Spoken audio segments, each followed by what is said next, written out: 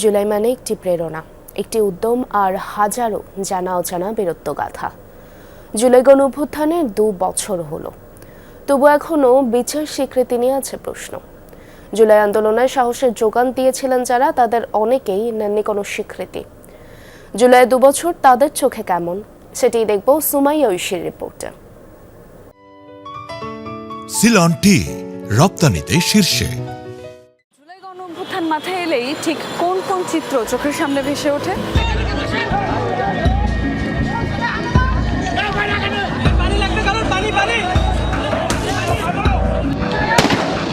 গুলি খাইছে একটা। জুলাই গণঅভ্যুত্থানের অনুপ্রেরণার চিত্র ছিলেন যারা, তাদের মধ্যে অনেকেই এখন রাজনীতি এবং ক্ষমতার বলয় থেকে নিজেদেরকে সম্পূর্ণ আলাদা রেখেছেন। তাদের থেকে শুনবো 2 বছরে জুলাইকে কতটা ধারণ করা সম্ভব হলো।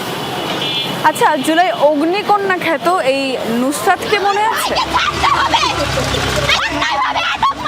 জুলাইয়ের উত্তাল একদিনে এভাবেই পুলিশের প্রিজন ভ্যানের সামনে ঢাল হয়ে দাঁড়িয়েছিলেন নুসরাত।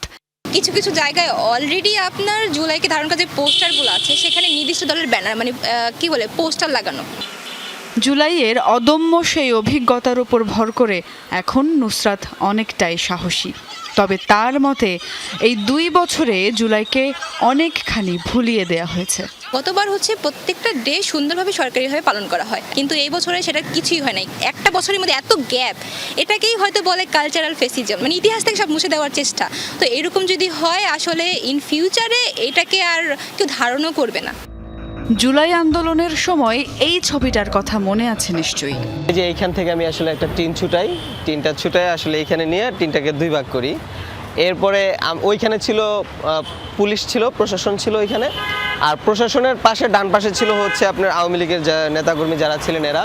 সশস্ত্র ও প্রশিক্ষিত পুলিশ বাহিনীর সামনে ঠুনকো এক টুকরো টিন নিয়ে বীরত্ব চিত্তে দাঁড়িয়েছিলেন নাসির। জুলাই যোদ্ধা হিসেবে আনুষ্ঠানিক কোনো স্বীকৃতি না পেলেও আক্ষেপ নেই তার। আমরা তো পিছনে ছিলাম অনেক, তো প্রশাসনের কিভাবে পিছনে নেওয়া যায়, আমরা আসলে কিভাবে একটু সামনে আগাতে পারি। আর টিনের ভিতরে যখন এসে ছড়াগুলিগুলো পড়তেছিল, তখন বৃষ্টির ফোঁটার মতো আসলে আওয়াজ হচ্ছিল, খুব ভালো লাগতেছিল। বাট ওই সময় আমার হাতে, কপালে, তারপর বিভিন্ন জায়গায় আপনার এই ছড়াগুলিগুলো আমার লাগছে। আমার বিষয়টা অনেকেই দেখছে, বিশ্বের অনেক জায়গায় মানুষ দেখছে, কিন্তু এই যে ছেলেটা বেঁচে আছে না মারা গেছে, এটা কিন্তু কেউই দিন শেষে খোঁজ নেয়নি।